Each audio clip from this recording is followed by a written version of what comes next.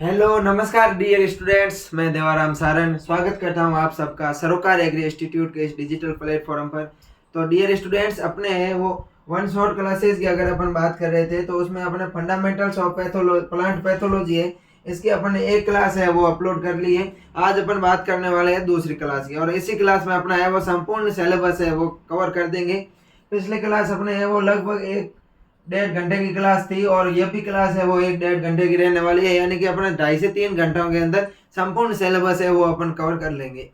एक क्लास 3 घंटा की बनाई, यार 1.5-1.5 घंटे की अपन ने 2 क्लास बना ली है।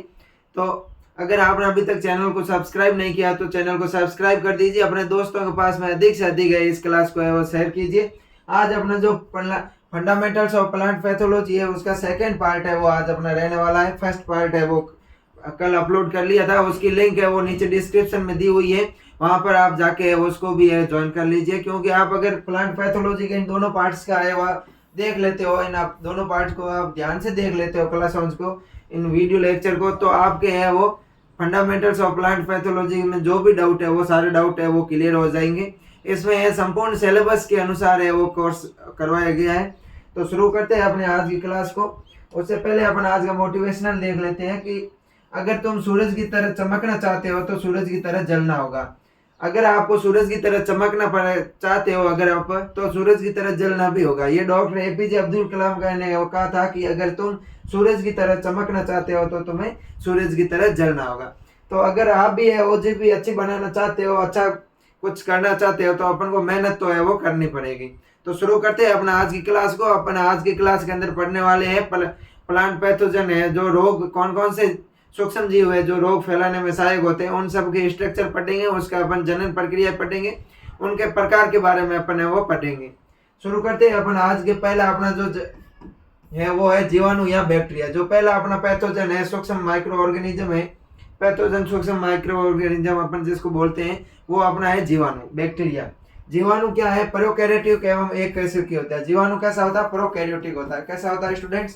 प्रोकैरियोटिक होता है। अगर मैं बात करूं कोशिका जो अपना केंद्रक होता है, केंद्रक के आधार पर है कोशिका को 2 भागों में बांटा गया, प्रोकैरियोटिक और यूकैरियोटिक। जिनके अंदर है सुविकसित कोशिका केंद्रक पाया जाता है उसको अपन यूकैरियोटिक कोशिका कहते हैं, और जिसके अंदर आदिम प्रकार का कोशिका केंद्रक पाया जाता है जिसके चारों ओर कोशिका झिल्ली नहीं पाई जाती है उसको अपन प्रोकैरियोटिक कहते हैं। तो प्रोकैरियोटिक होते हैं ये अल्प विकसित होते हैं। कैसे होते हैं स्टूडेंट्स? प्रोकैरियोटिक अल्प विकसित होते हैं, यानी कि इनका विकास है अल्प विकसित कोशिका पाई जाती है। इनके अंदर कैसी कोशिका पाई जाती है? केंद्रक है वो अल्प विकसित होता है, और ये एक कोशिकी होते हैं, यानी कि एक ही कोशिका से वो इनका शरीर बना होता है, और संपूर्ण एक कोशिका में वो क्रियाएं करते हैं। उसके बाद में अपन बात करें तो बैक्टीरिया की जो कोशिका भित्ति है वो पेप्टिडोग्लाइकेन की बनी होगी, या म्यूरिन की, या म्यूरामिक एसिड, या म्यूकोपेप्टाइड की बनी होगी। किसकी बनी होगी? पेप्टिडोग्लाइकेन, म्यूरिन, म्यूरामिक एसिड और म्यूकोपेप्टाइड की है वो कोशिका झिल्ली बनी होती है। और मैं बात करूं तो ये क्या होती है? एमिनो शर्करा से बनी होती है। क्या होती है? जो ये पेप्टिडोग्लाइकेन, म्यूरिन, म्यूरामिक एसिड या फिर जो अपना म्यूकोपेप्टाइड है, ये क्या होती है? एमिनो शर्करा होती है। कैसी शर्करा होती है स्टूडेंट्स? एमिनो शर्करा होती है। कौन सी होती है? एमिनो शर्करा होती है। और इस एमिनो शर्करा को अपन NAG वो NAM कहते हैं। क्या कहते हैं स्टूडेंट्स? NAG शर्करा। जो एमिनो शर्करा होती है वो NAG शर्करा और NAM शर्करा होती है। कौन सी होती है? NAG शर्करा तथा NAM शर्करा होती है। अगर मैं बात करूं स्टूडेंट्स NAG की बात करूं तो इसका मतलब होता है एन एसिटाइल ग्लूकोज एमीन। क्या होता है स्टूडेंट? NAG का मतलब होता है एन एसिटाइल ग्लूकोज एमीन। और दूसरा NAM की बात करूं तो एन एसिटाइल म्यूरामिक एसिड होता है। क्या होता है? एन एसिटाइल म्यूरामिक एसिड और एन एसिटाइल ग्लूकोज एमीन होता है।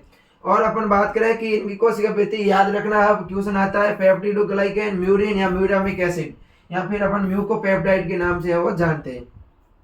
ये अपन को ध्यान रखना है। अब अपन बात करते हैं इनकी कोशिका की संरचना के बारे में। किसकी बात करेंगे अपन स्टूडेंट्स है वो स्ट्रक्चर की बात करने वाले। जो अपना बैक्टीरिया है उसके कोशिका के अंदर क्या क्या पाया जाता है उन सब के बारे में बात करने वाले हैं। कोशिका की मैं बात करूं तो कोशिका झिल्ली जो जीवाणुओं की कोशिका होती है इनके 3 स्तर पाए जाते हैं। कोशिका सबसे बाहरी स्तर होता है उसको ग्लूकोकैलिक्स बोलते हैं। क्या बोलते हैं स्टूडेंट? जो सबसे बाहरी स्तर होता है उसको अपन ग्लूकोकैलिक्स बोलते हैं। क्या बोलते हैं? ग्लूकोकैलिक्स। अगर मैं ग्लूकोकैलिक्स की बात करूं स्टूडेंट्स तो ये क्या होता है? श्लेष्मा झिल्ली होती है। कैसी झिल्ली होती है? जो ग्लूकोकैलिक्स होती है ये एक श्लेष्मा झिल्ली होती है। और ये क्या कार्य करती है, पतली स्लाइम लेयर बनाती है जो कठोर संपुटिका या कैप्सूल का निर्माण करती है। ये क्या करती है, कठोर संपुटिका या कैप्सूल का निर्माण करती है। यहाँ जीवाणु के कॉलोनी में जीवाणु को एक दूसरे को आपस में चिपकाने का कार्य करती है, एक पास में रखने का कार्य करती है। वो कौन सी करती है, ग्लूकोकेलिक्स जो झिल्ली होती है वो करती है। ये एक श्लेष्मा झिल्ली होती है। उसके बाद में अगर अपन बात करें तो अपने उसके बाद में जो अगले आती है कोशिका भित्ति आती है। दूसरी झिल्ली कौन सी आती है, कोशिका भित्ति, सेल वॉल जिसको अपन बोलते हैं, सेल वॉल या कोशिका भित्ति आती है। कोशिका भित्ति की मैं अगर बात करूं स्टूडेंट्स, तो जीवाणुओं के अंदर कोशिका भित्ति किसकी बनी होती है, तो अभी अपन ने पढ़ा कि जीवाणुओं के अंदर कोशिका भित्ति बनी हुई होती है, वो म्यूरामिक एसिड पेप्टाइडोग्लाइकैन की है वो बनी होती है। उसके बाद में और अपन बात करें तो इसके अंदर है वो कोशिका झिल्ली पाई जाती है। क्या पाई जाती है, तीसरी परत होती है आंतरिक जो कोशिका झिल्ली पाई जाती है, सेल मेम्ब्रेन पाई जाती है। और सेल मेम्ब्रेन है कहीं कहीं पर है वो अंतर्वलित हो जाती है, और अंतर्वलित होकर है वो मीजोसोम्स का निर्माण करती है। किसका निर्माण करती है स्टूडेंट्स, मीजोसोम्स का निर्माण करती है। और मीजोसोम्स होता है वो कोशिकीय श्वसन में सहायक होता है। जिस प्रकार यूकैरियोटिक कोशिका में माइटोकॉन्ड्रिया कार्य करता है, उसी प्रकार प्रोकैरियोटिक कोशिका के अंदर मीजोसोम्स है वो कार्य करते हैं। फिर उसके अलावा और अपन बात करें तो इनके अंदर प्लाज्मिड पाए जाते हैं। क्या पाए जाते हैं, गोल वर्ताकार डीएनए खंड होते हैं या आनुवंशिक पदार्थ होते हैं जो डीएनए नहीं होते, डीएनए से अलग होते हैं। इनको अपन प्लाज्मिड बोलते हैं। क्या बोलते हैं स्टूडेंट, प्लाज्मिड बोलते हैं। ये गोल वर्ताकार होते हैं और इन प्लाज्मिड का उपयोग है अपन बायोटेक्नोलॉजी में करते हैं, जैव आनुवंशिकी में करते हैं। किस में करते हैं, जैव आनुवंशिकी के अंदर करते हैं। उसके अलावा अपन बात करें तो इसके अंदर न्यूक्लियोइड पाया जाता है जिसको पैराकैरियोन या जियोपोर भी कहते हैं। न्यूक्लियोइड ये पाया जाता है यहाँ पर। और इसके अंदर है वो कणिका पाई जाती है जिसको अपन ग्रेन्युलस बोलते हैं। इस प्रकार की यह कोशिका झिल्ली होती है। और इसके अंदर अपन बात करें तो इसमें पाइलाई पाई जाती है। क्या पाई जाती है, पाइलाई पाई जाती है जो संयुग्मन में सहायक होती है। किसमें सहायक होती है, पाइलाई होती है जीवाणुओं के अंदर, ये संयुग्मन में सहायक होती है। और इसके अंदर है गति के लिए है वो फ्लैजिला पाई जाती है। जीवाणुओं के अंदर गतिशील होते हैं जीवाणु, उनके अंदर है वो फ्लैजिला पाई जाती है। ये अपने होती है कोशिका की जीवाणुओं की संरचना, यहाँ प्रोकैरियोटिक कोशिका की संरचना होती है। और अगर अपन बात करें जीवाणुओं में कोशिका विभाजन की, तो असूत्री विभाजन होता है। कैसा होता है स्टूडेंट्स, असूत्री विभाजन होता है। जीवाणुओं के अंदर कोशिका विभाजन की बात करूं तो असूत्री कोशिका विभाजन होता है। और अपन बात करें जैसे द्विखंडन हो गया, बाइनरी फ्यूजन वगैरह द्वारा है जो असूत्री कोशिका विभाजन होता है। इसमें समसूत्री और अर्धसूत्री कोशिका विभाजन नहीं होता। यह भी अपन को स्टूडेंट्स वो ध्यान रखना है। क्वेश्चन आ सकता है कि जीवाणुओं के अंदर कोशिका विभाजन कौन सा पाया जाता है, ऑप्शन दे देंगे असूत्री, समसूत्री, अर्धसूत्री। तो अपन को बताना है जो असूत्री कोशिका विभाजन है वो है जीवाणुओं के अंदर पाया जाता है। उसके अलावा अपन बात करें तो जीवाणुओं के अंदर जो राइबोसोम होते हैं वो राइबोसोम 70 प्रकार के होते हैं। कितने प्रकार के होते हैं, जीवाणुओं के अंदर 70 प्रकार के है वो राइबोसोम पाए जाते हैं। अपन को ये ध्यान रखना है। और बात करें तो इसके अंदर प्लाज्मिड पाया जाता है। ये आनुवंशिक डीएनए के अतिरिक्त खंड होते हैं। क्या होते हैं, जो आनुवंशिक डीएनए होता है उसके अतिरिक्त ये आनुवंशिक पदार्थ पाया जाता है। ये एक या अधिक वर्ताकार द्विरज्जु डीएनए होते हैं। जो प्लाज्मिड होते हैं वो क्या होते हैं, एक या अधिक वर्ताकार द्विरज्जु डीएनए होते हैं। उसको अपन क्या बोलते हैं, प्लाज्मिड के नाम से जानते हैं। उसके अलावा और अपन बात करें तो अपना अगला है मीजोसोम्स। मीजोसोम्स की बात करें तो ये कोशिका झिल्ली के अंतर्वलन होने से बनने वाली संरचना है। क्या, जो मीजोसोम्स होती है वो कोशिका झिल्ली के अंतर्वलन से बनने वाली संरचनाएं होती है। और जो मीजोसोम होते हैं ये जो यूकैरियोटिक कोशिका में जो माइटोकॉन्ड्रिया होता है, क्या होता है स्टूडेंट्स, यूकैरियोटिक कोशिका में माइटोकॉन्ड्रिया होता है। ये क्या करता है, श्वसन का कार्य करता है। उसी प्रकार मीजोसोम्स भी है वो कोशिका श्वसन में सहायक होता है। प्लाज्मिड की अपन बात करें तो ये जीवाणु कोशिका में पाए जाने वाले आनुवंशिक डीएनए के अतिरिक्त होते हैं। एक या दो वर्ताकार द्विरज्जु की डीएनए होते हैं। और ये एंटीबायोटिक प्रतिरोधकता दर्शाते हैं। क्या दर्शाते हैं, जो प्लाज्मिड होते हैं ये एंटीबायोटिक प्रतिरोधकता को है वो स्टूडेंट्स दर्शाते हैं। अपन ने बात की कि मीजोसोम यूकैरियोटिक कोशिका के माइटोकॉन्ड्रिया के समान होते हैं और कोशिकीय श्वसन करता है। मीजोसोम्स के कार्य की मैं बात करूं स्टूडेंट्स तो मीजोसोम का कार्य क्या है डियर स्टूडेंट्स, मीजोसोम्स का कार्य है वो है कोशिका श्वसन। क्या है स्टूडेंट्स, कोशिकीय श्वसन है वो मीजोसोम्स का कार्य है। उसके बाद में अपन बात करें फ्लैजिला या कशेरुकी। किसकी बात कर रहे हैं स्टूडेंट्स, जो फ्लैजिला या कशेरुकी का संरचना है ये क्या कार्य करती है। अगर स्टूडेंट्स अपन फ्लैजिला या कशेरुकी की बात करें तो ये क्या होती है, बाल सदृश संरचना होती है। बालों के समान है वो संरचनाएं होती है। जो फ्लैजिला या कशेरुकी होती है ये बाल सदृश संरचना होती है, बाल के समान दिखने वाली संरचना होती है। और अपन बात करें तो इसका कार्य क्या है, गति प्रदान करना, जीवाणुओं को गतिशील बनाती है या जीवाणुओं को जो गति प्रदान करने का कार्य करती है, प्रदान करना। जीवाणुओं को गति प्रदान करने का कार्य करती है वो कौन करती है? फ्लैजिला या कशेरुकिया है वो करती है। उसके अलावा अगला आता है पाइलाई। पाइलाई होती है वो फ्लैजिला से छोटी होती है, बाहर सदस्य संरचना होती है जो जीवाणुओं को किसी सतह से जुड़ने के लिए, जीवाणु किसी सतह से जुड़ते हैं तो उनमें सहायक होती है, या फिर संयुग्मन कॉन्जुगेशन में सहायता प्रदान करती है। संयुग्मन की मैं बात करूं तो जीवाणुओं में जनन की एक विधि है। क्या है? जीवाणुओं में जो जनन होता है वो संयुग्मन विधि से होता है। आगे अपन जब जीवाणुओं में जनन पढ़ेंगे तो वहां पर ये संयुग्मन को अपन पढ़ लेंगे। तो जो पाइलाई होती है यह जीवाणुओं को किसी सतह से चिपकने या फिर वो है संयुग्मन में सहायक होती है। तो ये हो गई अपने जीवाणु कोशिका। तो मुझे आशा है जीवाणु कोशिका में आपके कोई डाउट नहीं रहेगा। स्टूडेंट्स, अब अपन बात करते हैं वैज्ञानिकों के बारे में जिन्होंने जीवाणु में कुछ किया था, जीवाणु में कुछ खोजें की थी। पहला है टीजे बरील। कौन सा वैज्ञानिक है? टीजे बरील। टीजे बरील की अगर अपन बात करें स्टूडेंट, टीजे बरील की अगर अपन बात करें तो टीजे बरील ने वो 1882 के अंदर 1882 के अंदर, कब? टीजे बरील ने 1882 के अंदर 1882 के अंदर प्रथम जीवाणु जनित रोग की खोज की थी। कौन सी जो रोग की खोज की थी? प्रथम जीवाणु जनित रोग की खोज की थी जिसका नाम था नाशपाती का दंड अंगमारी रोग। कौन सा है? नाशपाती का दंड अंगमारी रोग। नाशपाती का दंड अंगमारी रोग। क्वेश्चन आ सकता है यहाँ से कि जीवाणु के अंदर है वो प्रथम पादप जो पादपों में प्रथम जीवाणु जनित रोग की खोज किसने की थी? तो पादपों के अंदर 1882 के अंदर है वो टीजे बेरिल ने, किसने? 1882 के अंदर टीजे बेरिल ने पादपों में प्रथम जीवाणु जनित रोग की है वो खोज की थी। वो रोग था नाशपाती का दंड अंगमारी रोग। कौन सा रोग था स्टूडेंट्स? नाशपाती का दंड अंगमारी रोग। और ये रोग होता है किसके कारण होता है? इसका कॉजल ऑर्गेनिज्म है वो है इरविनिया एमाइलोवेरा। कौन सा है कॉजल ऑर्गेनिज्म? इरविनिया एमाइलोवेरा। कौन सा है कॉजल ऑर्गेनिज्म? इरविनिया एमाइलोवेरा। ये अपन को है वो ध्यान रखना है कि जीवाणु जनित प्रथम पादप रोग की खोज है वो टीजे बरील ने 1882 में नाशपाती के दंड अंगमारी रोग की खोज की थी। और जो नाशपाती के दंड अंगमारी रोग का कॉजल ऑर्गेनिज्म है वो है इरविनिया एमाइलोवेरा। और बात करें अपन इरविनिया एमाइलोवेरा की तो इससे भी है वो एक फायर ब्लाइट ऑफ एप्पल होता है, यानी कि जो सेब होता है सेब का दंड अंगमारी रोग भी इससे ही होता है। उसके बाद में अपन और बात करें फादर ऑफ बैक्टीरियोलॉजी की बात करें तो फादर ऑफ बैक्टीरियोलॉजी कौन है? रॉबर्ट कोच है father of bacteriology. Father of bacteriology की अपन ने बात की थी कि पिछली क्लास के अंदर भी पढ़ा था। रॉबर्ट कोच है। कौन है फादर ऑफ बैक्टीरियोलॉजी? कौन है? रॉबर्ट कोच है वो फादर ऑफ बैक्टीरियोलॉजी है। उसके अलावा एच.सी. ग्राम ने, कौन था वैज्ञानिक? एच.सी. ग्राम ने जीवाणुओं को 1884 के अंदर एक ग्राम स्टेनिंग के आधार पर दो भागों में बांटा था, ग्राम पॉजिटिव जीवाणु और ग्राम नेगेटिव जीवाणु। ग्राम पॉजिटिव और ग्राम नेगेटिव जीवाणु को है एच.सी. ग्राम ने है वो ग्राम स्टेनिंग के आधार पर 1884 के अंदर है वो दो भागों में बांटा, ग्राम पॉजिटिव और ग्राम नेगेटिव। अब अपन बात करते हैं ग्राम पॉजिटिव जीवाणु कौन से होते हैं और ग्राम नेगेटिव जीवाणु कौन से होते हैं। ग्राम पॉजिटिव और ग्राम नेगेटिव के बीच में अंतर पूछ लिया जाता है तो अपन को बताना है कि ग्राम पॉजिटिव होते हैं वो ग्राम स्टेनिंग या अभिरंजित करने पर नीला रंग प्रदान करते हैं। कैसे? तो ग्राम पॉजिटिव जीवाणु होते हैं ये कैसा अभिरंजित करने पर कैसा रंग प्रदान करते हैं? ब्लू रंग प्रदान करते हैं, नीला रंग है वो प्रदान करते हैं। ग्राम पॉजिटिव जीवाणु है वो अभिरंजित करने पर ब्लू रंग नीला रंग प्रदान करते हैं। जबकि ग्राम नेगेटिव है जो, अगर मैं ग्राम नेगेटिव जीवाणु की बात करूं तो ये गुलाबी या लाल रंग प्रदान करते हैं। कैसा रंग प्रदान करते हैं? गुलाबी या लाल रंग।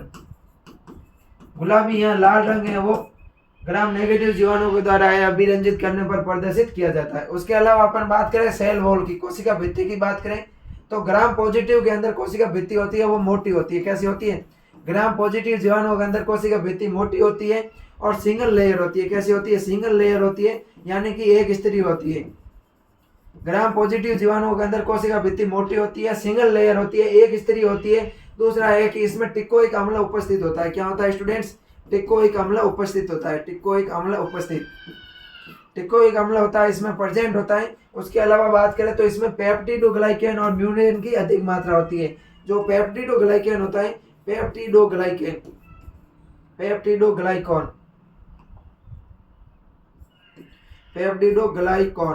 या फिर म्यूरिन होता है, पेप्टिडोग्लाइकॉन या म्यूरिन, उसकी मात्रा होती है वो अधिक होती है। यह अपन को ध्यान रखना। ग्राम पॉजिटिव जीवाणु यानी कि इसकी कोशिका भित्ति होगी वो मोटी होगी। कोशिका भित्ति मोटी होगी तो इसके अंदर स्तर है वो कम आएंगे, यानी कि एक स्त्री होगी, अपन को ध्यान रखना है। उसके अलावा बात करें तो जो मोटी होती है उसके अंदर पदार्थ होता है वो अधिक होता है, तो टिकोइक अम्ल उपस्थित होगा। उसके अलावा अपन बात करें तो जो अपना पेप्टिडोग्लाइकन या म्यूरिन है उसकी भी मात्रा होगी वो अधिक होगी। अगला अपना है ग्राम नेगेटिव जीवाणु। ग्राम नेगेटिव जीवाणु कोशिका भित्ति कैसी होगी, थिन होगी, पतली होगी। और अगर कोशिका भित्ति पतली होगी तो इसमें स्तरों की मात्रा अधिक होगी, तो ये द्विस्तरीय होती है। कैसी होगी, द्विस्तरीय होती है। ग्राम नेगेटिव जीवाणु होते हैं उनकी कोशिका भित्ति पतली होती है, द्विस्तरीय होती है और टिकोइक अम्ल क्या होता है, उपस्थित होता है। क्या होता है, टिकोइक अम्ल उपस्थित होता है। पेप्टिडोग्लाइकन या म्यूरिन की मात्रा होती है वो क्या होती है, कम होती है। और अपन बात करें इनमें क्या अंतर होता है, तो जो कुछ पादप रोग होते हैं जनित जीवाणु जैसे क्लाइबैक्टर, स्टेप्टोमाइसिस, बैसिलस स्टेप्टोमाइसिस और लेप्सोनिया जाइली आदि जीवाणु होते हैं, ये कैसे होते हैं, ग्राम पॉजिटिव जीवाणु होते हैं। कैसे होते हैं, ग्राम पॉजिटिव जीवाणु होते हैं। और अगर अपन ग्राम नेगेटिव जीवाणु की बात करें तो Erwinia, Agrobacterium Rhizobium, Xanthomonas, Pseudomonas, Serratia, Xylella fastidiosa, Ralstonia, Candidatus, Liberibacter, ये जो जीवाणु होते हैं ये कैसे होते हैं, ग्राम नेगेटिव जीवाणु होते हैं। कैसे जीवाणु होते हैं स्टूडेंट्स, ग्राम नेगेटिव जीवाणु होते हैं। तो आप, मुझे आशा है कि आपको ग्राम पॉजिटिव और ग्राम नेगेटिव के बीच में फर्क पता चल गया होगा। अब अपन बात करते हैं जीवाणुओं का वर्गीकरण। किसकी बात करेंगे अपन स्टूडेंट्स, अब अपन बात करते हैं क्लासिफिकेशन ऑफ बैक्टीरिया, जीवाणुओं का वर्गीकरण। अपन अलग अलग आधार पर है वो जीवाणुओं के वर्गीकरण की है वो बात करने वाले हैं।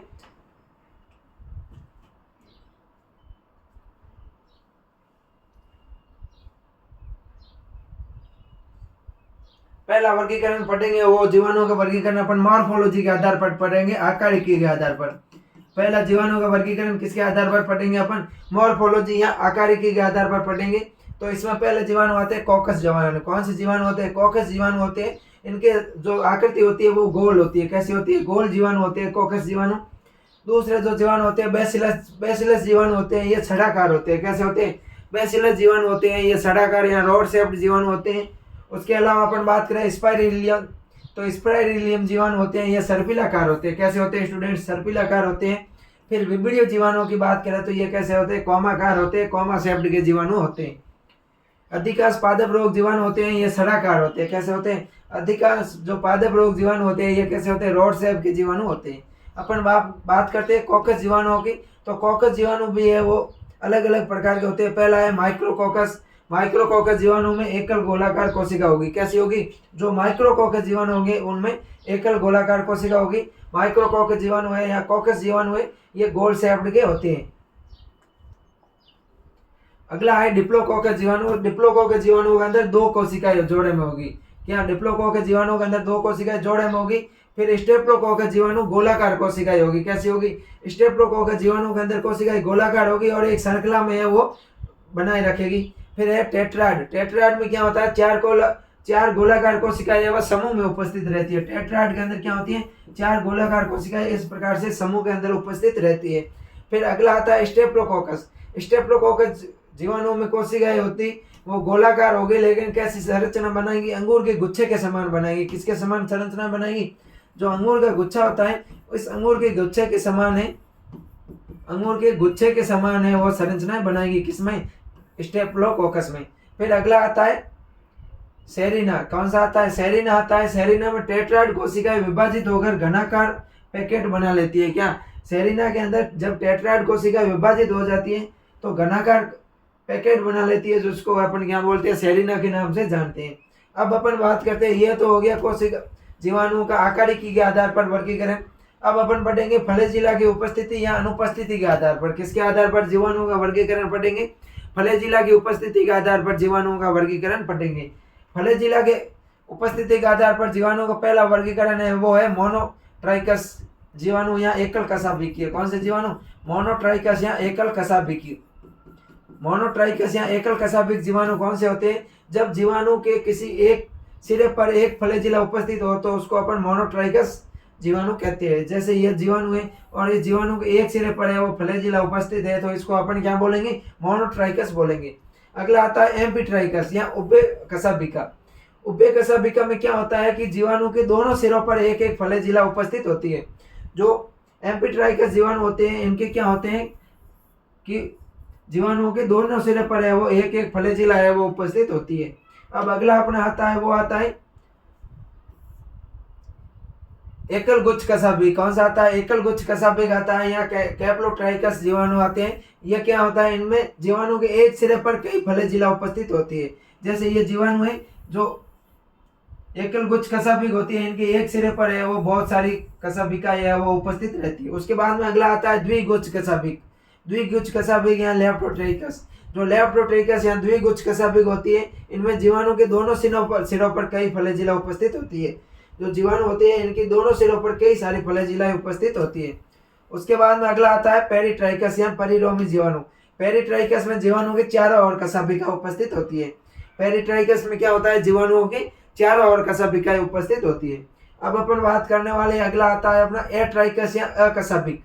जब जीवाणु पर फ्लैजिला अनुपस्थित होती है या उपस्थिति नहीं होती है, उसको अपन एट्राइकस या अकशाभिक जीवाणुओं के नाम से जानते हैं। अब अपन बात करते हैं रिप्रोडक्शन की। जीवाणुओं में रिप्रोडक्शन होता है वो दो प्रकार से होता है। जीवाणुओं में जो जीनों का स्थानांतरण होता है वो दो प्रकार से होता है। एक तो होता है वर्टिकल जीन ट्रांसफर और दूसरा होता है हॉरिजेंटल। हॉरिजेंटल और वर्टिकल जीन ट्रांसफर होता है। वर्टिकल जीन ट्रांसफर में क्या होता है कि एक पीढ़ी से दूसरी पीढ़ी में जीनों का स्थानांतरण होता है। वर्टिकल जीन ट्रांसफर में क्या होता है, एक पीढ़ी से दूसरी पीढ़ी के अंदर जीनों का स्थानांतरण होता है। जैसे बाइनरी फ्यूजन, एग्जांपल क्या है, बाइनरी फ्यूजन। जो बाइनरी फ्यूजन होता है या जो द्विखंडन होता है, द्विखंडन के अंदर क्या होता है, वर्टिकल जीन ट्रांसफर होता है, लंबवत जीन स्थानांतरण होता है। उसके बाद में अगला आता है horizontal gene transfer. Horizontal gene transfer की मैं बात करूं, क्षैतिज जीन स्थानांतरण। समान पीढ़ी के जीवाणुओं में जीन स्थानांतरण होता है। क्या होता है, इसमें समान पीढ़ी के जीवाणुओं में जीन स्थानांतरण होता है हॉरिजेंटल में। और हॉरिजेंटल होता है वो तीन प्रकार का होता है। कितने प्रकार का होता है स्टूडेंट्स, हॉरिजेंटल जीन ट्रांसफर तीन प्रकार का होता है। उसमें पहला आता है कॉन्जुगेशन या संयुग्मन। कौन सा आता है, कॉन्जुगेशन या संयुग्मन। कॉन्जुगेशन या संयुग्मन की अगर अपन बात करें स्टूडेंट, तो क्या होता है, एक जीवाणु का दूसरे जीवाणु के संपर्क में आना। कॉन्जुगेशन या संयुग्मन में क्या होता है, एक जीवाणु होता है वो दूसरे जीवाणु के संपर्क में आकर है वो जीन का स्थानांतरण करते हैं। और कॉन्जुगेशन की खोज है वो टेटम ने की थी। किसने की थी, टेटम और लेडरबर्ग ने की थी। कॉन्जुगेशन की खोज की अगर मैं बात करूं स्टूडेंट्स, तो कॉन्जुगेशन की खोज किसने की थी, टेटम और लेडरबर्ग ने की थी। ई कोलाई जीवाणु में की थी। कौन से जीवाणु में की थी, कॉन्जुगेशन या संयुग्मन की खोज लेडर व टेटरबर्ग ने, टेटम और लेडरबर्ग ने ई कोलाई जीवाणु में की थी। किसमें की थी, टेटम और लेडरबर्ग ने ई कोलाई जीवाणुओं के अंदर की थी। अगला आता है ट्रांसफॉर्मेशन। कौन सा आता है, ट्रांसफॉर्मेशन। ट्रांसफॉर्मेशन की बात करूं तो स्वतंत्र या नग्न डीएनए का वातावरण से जीवाणुओं को द्वारा ग्रहण करना। जो स्वतंत्र या नग्न डीएनए होते हैं उनका वातावरण के द्वारा है जो डीएनए का जीवाणु द्वारा ग्रहण करना ट्रांसफॉर्मेशन कहलाता है। इसकी खोज की थी ग्रिफिथ ने। ट्रांसफॉर्मेशन की खोज किसने की थी, ग्रिफिथ ने की थी। किसने की थी, ग्रिफिथ ने। जो ग्रिफिथ नामक वैज्ञानिक है, इन्होंने ट्रांसफॉर्मेशन की खोज की थी स्टेप्टोकोकस निमोनिस जीवाणु में की थी। कौन से जीवाणु में की थी स्टूडेंट्स, स्टेप्टोकोकस निमोनिस जीवाणु के अंदर की थी। उसके बाद में अगला आता है ट्रांसडक्शन जीवाणु। कौन से जो जनन आता है, ट्रांसडक्शन। ट्रांसडक्शन में एक जीवाणु से दूसरे जीवाणु में बैक्टीरियोफेज द्वारा जीन स्थानांतरण होता है। किससे द्वारा होता है, जो ट्रांसडक्शन होता है इसमें जीनों का स्थानांतरण होता है वो जीवाणु भोजी के द्वारा होता है। किसके द्वारा होता है स्टूडेंट्स, जीवाणु भोजी के द्वारा होता है। इसकी खोज है जिंडर व लैंडरबर्ग ने की थी। किसकी ने की थी, जिंडर व लैंडरबर्ग ने की थी। और साल्मोनेला जीवाणु में की थी। कौन से जीवाणु में की थी, साल्मोनेला जीवाणुओं के अंदर की थी। तो ये अपने हॉरिजेंटल जीन ट्रांसफर की तीन विधियां हो गई। कॉन्जुगेशन, हॉरिजेंटल जीन ट्रांसफर में तीन विधियां आती है, कॉन्जुगेशन, ट्रांसफॉर्मेशन और ट्रांसडक्शन। इनके बारे में अपन ने वो बात कर ली है।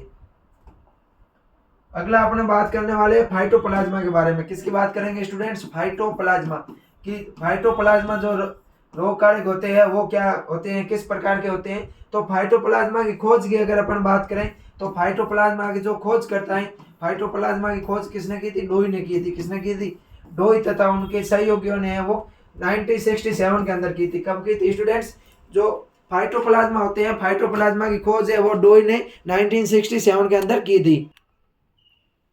जो फाइटोप्लाज्मा है, फाइटोप्लाज्मा की खोज किसने की थी? तो फाइटोप्लाज्मा की खोज डोई वो उसके सहयोगियों ने की थी। किसने की थी?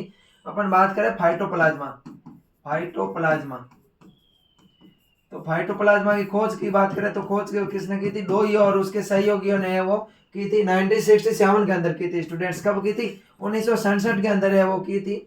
और अगर अपन बात करें तो ये क्या होते हैं? लाइक ऑर्गेनिज्म स्टेबुलिज्म होते हैं, इसको अपन एमएलओबी कहते हैं। क्या बोलते हैं? एमएलओबी बोलते हैं। और अपन बात करें तो एमएलओ नाम है वो 1994 में है वो बदल कर इसको फाइटोप्लाज्मा रखा गया। पहले इसको है वो एमएलओ के नाम से है वो नाम बोला जाता था। अब अपन बात करते हैं इनकी परिभाषा की कि इनकी क्या डेफिनेशन है। तो फाइटोप्लाज्मा होते हैं वो एक कोशिकीय प्रोकैरियोटिक कोशिका झिल्ली अनुपस्थित और अकुंडलित होते हैं, जो पौधों के फलोयम भाग में रहने वाले होते हैं। जो फाइटोप्लाज्मा होते हैं क्या होते हैं? एक कोशिकीय होती है, प्रोकैरियोटिक कोशिका होती है, इनके अंदर एक कोशिका होती है और कोशिका झिल्ली अनुपस्थित होती है। ये अपन को ध्यान रखना। फाइटोप्लाज्मा के अंदर जो सेल मेम्ब्रेन होती है, कोशिका झिल्ली होती है जिसको अपन सेल मेम्ब्रेन बोलते हैं स्टूडेंट्स। फाइटोप्लाज्मा के अंदर सेल मेम्ब्रेन होती है वो अनुपस्थित होती है। कैसी होती है? अनुपस्थित होती है, अनुपस्थित होती है। ये अपन को ध्यान रखना। फाइटोप्लाज्मा है वो पौधे के फलोयम भाग में रहते हैं और सूक्ष्म जीवों में जो पादपों में रोग उत्पन्न करने का है वो कार्य करते हैं, उसको अपन क्या बोलते हैं? फाइटोप्लाज्मा। फाइटोप्लाज्मा एक फाइटोप्लाज्मा एक कोशिकीय प्रोकैरियोटिक होते हैं जो कोशिका झिल्ली रहित होते हैं और ये अकुंडलित होते हैं जो पौधों के फलोयम भाग में रहते हैं तथा रोग उत्पन्न करने का कार्य करते हैं। इसको एमएलओबी है वो कहते हैं और इसका फाइटोप्लाज्मा नाम है वो 1994 में है वो दिया गया। अब अपन बात करते हैं इनके कोशिका व्यास की। तो जो फाइटोप्लाज्मा होती है इनके कोशिका व्यास होती है वो होती है 200 से 800 माइक्रोमीटर होती है। कितनी होती है? 200 से 800 माइक्रोमीटर होती है। जो फाइटोप्लाज्मा होती है इनकी कोशिका का व्यास होता है वो 200 से 800 माइक्रोमीटर होता है और इसके अंदर कोशिका द्रव्य होता है, राइबोसोम होता है, डीएनए होता है, कोशिका झिल्ली और आरएनए होते हैं। इसके अंदर कोशिका झिल्ली होती है वो सिद्ध नहीं होती है, अनुपस्थित होती है।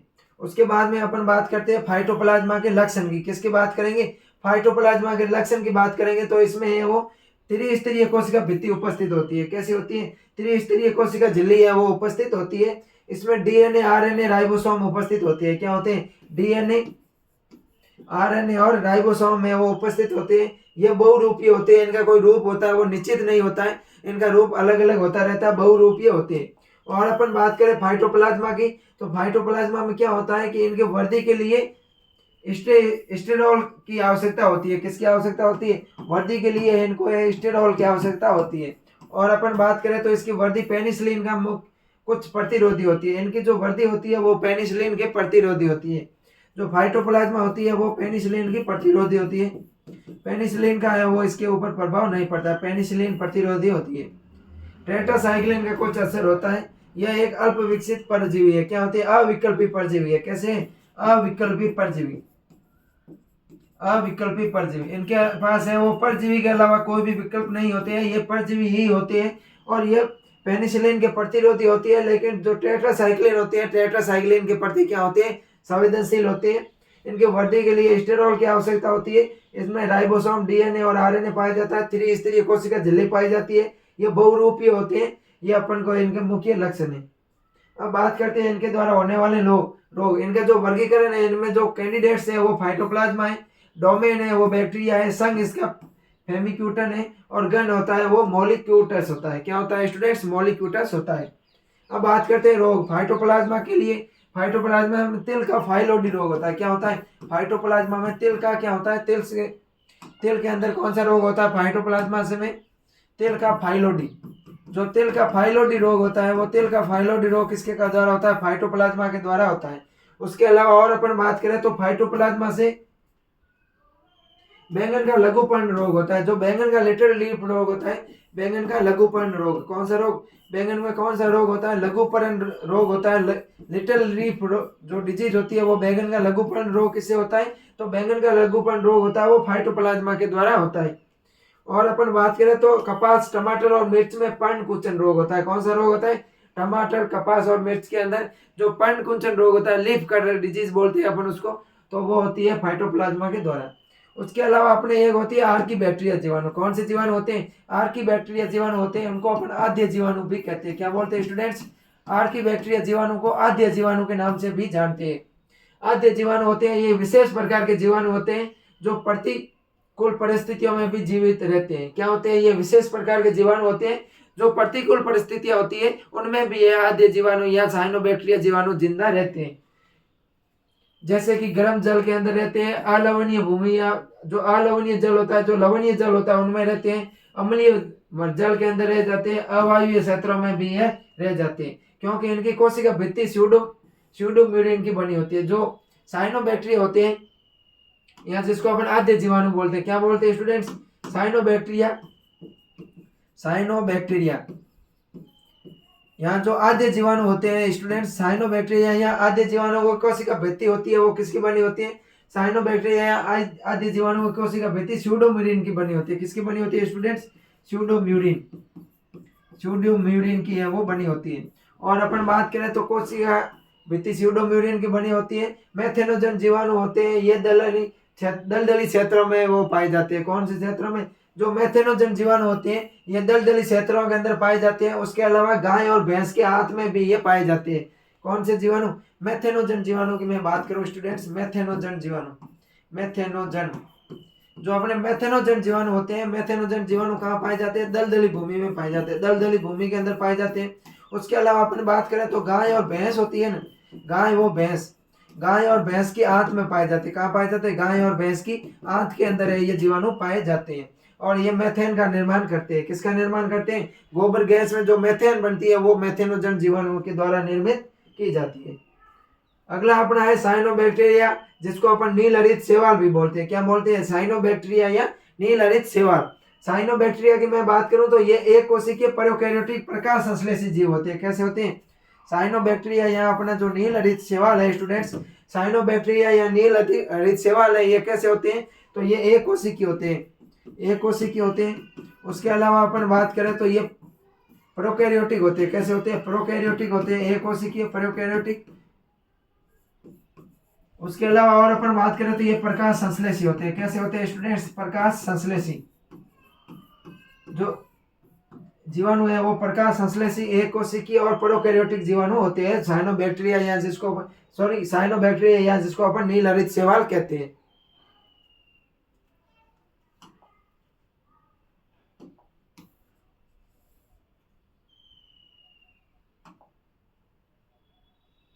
अब अपन बात करते हैं कि ये जो साइनोबैक्टीरिया होती है इसमें क्लोरोफिल ए और फाइकोसाइनिन वर्णक मिलता है। कौन सा वर्णक मिलता है?